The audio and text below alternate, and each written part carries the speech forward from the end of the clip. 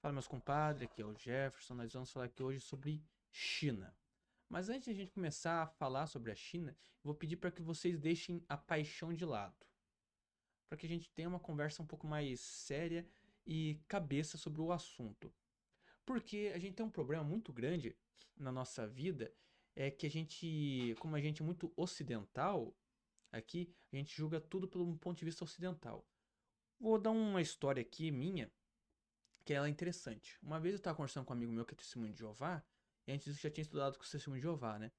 E ele mencionou que a Primeira Guerra Mundial havia matado mais pessoas que todas as outras guerras juntas somadas. Primeiro que isso é uma mentira. Se a gente for olhar só do ponto de vista aqui do Ocidente, a gente somar todas as outras guerras ocidentais, elas dão bem mais que os 11 milhões da Primeira Guerra Mundial. Só que o que é um ponto, né? Como a religião Testemunho de Jeová, nada contra Testemunho de Jeová, tudo falando que é uma questão basicamente acadêmica que eu tô falando, ela é uma religião de um escopo mais ocidental, ela não tem um escopo tão abrangente a parte oriental. Por isso que tem essa gafe aqui. Não se sintam ofendidos, meus amigos, nós gostamos de vocês, Testemunho de Jeová, aqui no Geoprosa, mas é uma coisa que eu não sei se acontece de maneira isolada, mas ele veio tanto o ancião que me instruiu, seu Valdomir, da Bahia, quanto o meu amigo, que é da minha cidade onde eu moro, ele falou isso, né? E o que eu quero dizer? Só Gengis Khan matou 60 milhões de pessoas. E Gengis Khan é de muito antes da Primeira Guerra Mundial. Muito, mas muito antes mesmo da Primeira Guerra Mundial. Então, a gente tem um problema que a gente desconhece a história do Oriente. E lá eles pensam diferente do que a gente. Lá o ponto de vista deles são diferente. A gente pode observar nesses países mais abertos como o Japão e a Coreia do Sul, e esqueça que você vê em Dorama. No caso, o nome correto da Coreia do Norte não é Dorama. Dorama é do Japão, da Coreia é Korama, para que vocês fiquem também informados. Eles são muito diferentes da nossa visão, do nosso modo de pensar. E o chinês também não é diferente. O povo chinês é um povo secular. Eles têm uma visão, eu acho que eu digo assim, a coisa mais próxima que a gente tem do chinês aqui no ocidente é a igreja católica. Mas eu vou fazer um vídeo que eu vou postar ainda essa semana, não sei se já saiu antes ou vai sair depois desse daqui, mas fica de olho falando sobre a igreja católica, né? Então, o chinês ele tem uma visão muito secular assim de continuidade. Porque o chinês, ele tem quase uma visão, pra gente trazer, se caso você gosta de videogame, uma visão meio que de colmeia. Ele pensa no sacrifício que ele faz hoje em uma homenagem aos sacrifícios que foram feitos antes dele, pelos seus antepassados, e uma delegação de futuro melhor ao seu sucessor. O povo chinês tem muito dessa visão. Então, quando a gente chega e fala da China, que eles têm essa visão, para eles o que aconteceu às vezes alguns anos atrás, que pra gente já pode falar, mas já faz muito tempo que aconteceu, pra eles é pouco tempo ainda pra se refletir. Tanto que existe uma piada muito chata, porque não é da área da geopolítica, a gente tem um embaixador chinês, um embaixador americano e um embaixador espanhol, né? Daí os caras estão conversando assim, né? Daí estão falando sobre a Revolução Francesa ali, né? O espanhol com o americano.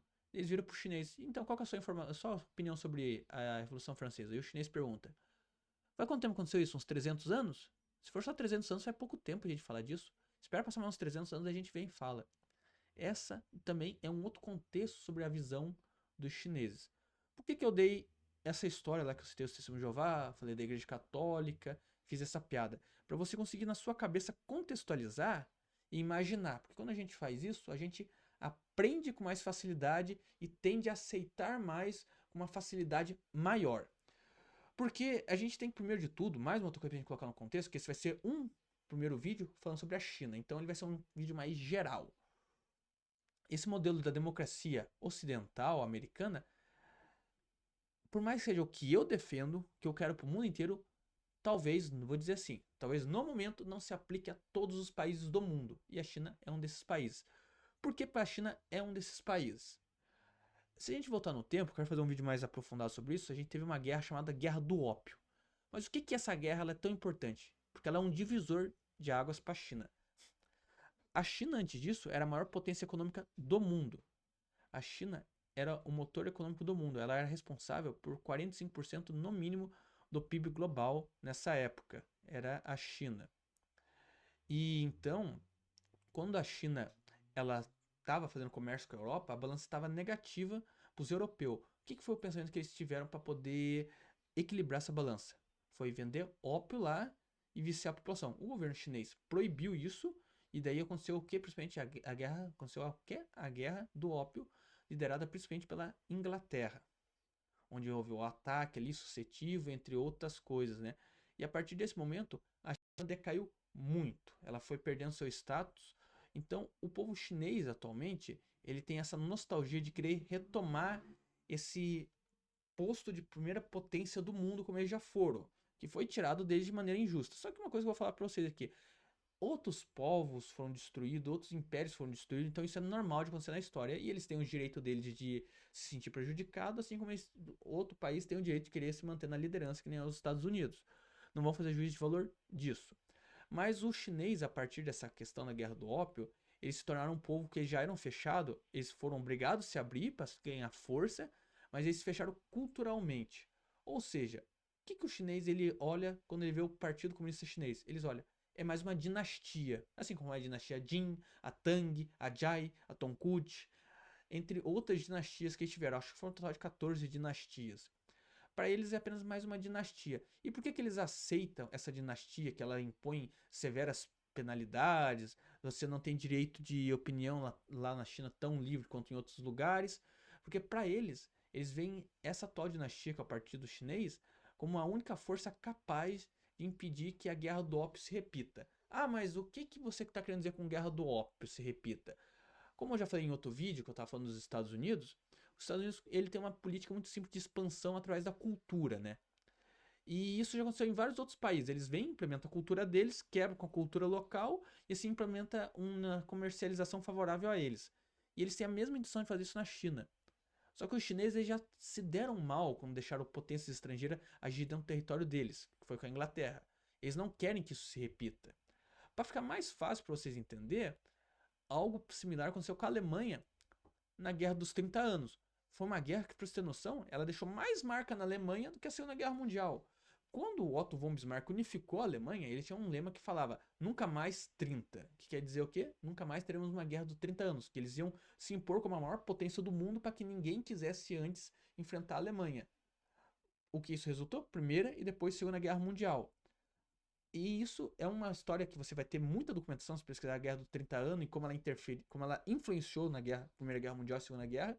É muito fácil de se encontrar, muito mais fácil que você vai encontrar sobre a Guerra do Ópio aqui no Ocidente, mas você consegue abstrair, porque basicamente o mesmo processo que aconteceu na Guerra dos 30 Anos com a Guerra do Ópio. Então você consegue entender qual é a mentalidade do povo chinês. O povo chinês ele quer se proteger do estrangeiro, porque para o chinês é mais importante a preservação da cultura do que a liberdade de expressão.